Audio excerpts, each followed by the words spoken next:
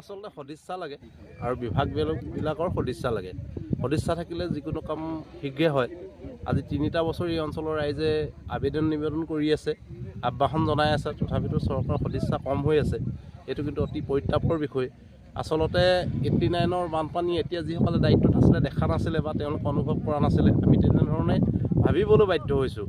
সামগ্ৰিকভাৱে গোটেই শিৱসাগৰ বা ডিমৌ সমষ্টিৰ এটা অংশ প্লাৱিত হ'ব কেনেবাকৈ যদি অহা বাৰিষাতেটো ছিগে। গতিকে মই বিধায়ক মহোদয়ক আহ্বান জনাইছোঁ, ৰাইজৰ আহ্বানৰ প্ৰতি তেখেতে সঁহাৰি দিয়ক। তেখেতক সুস্থ চিন্তা চৰ্চাৰে তেখেতে নিজেই এই বিষয়টো জড়িত হৈ গোটেই কামখিনি সৰ্বাংগ সুন্দৰ কৰি তোলক বাৰিষা আগে আগে। ধন্যবাদ।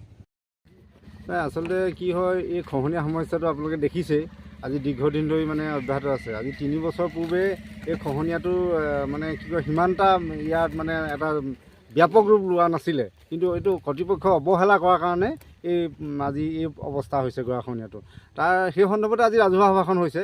প্ৰত্যেক ৰাইজে মানে এটা কথা কৈছে যে যাতে বিজ্ঞানসন্মত আৰু উচিত পদক্ষেপ গ্ৰহণ কৰি খুব তাৎক্ষণিকভাৱে, এইটো কোৱা নাই এতিয়া কওক তেতিয়া কওক, কিন্তু বাৰিষাৰ পূৰ্বে আমাৰ সমস্যাটো সমাধান লাগে।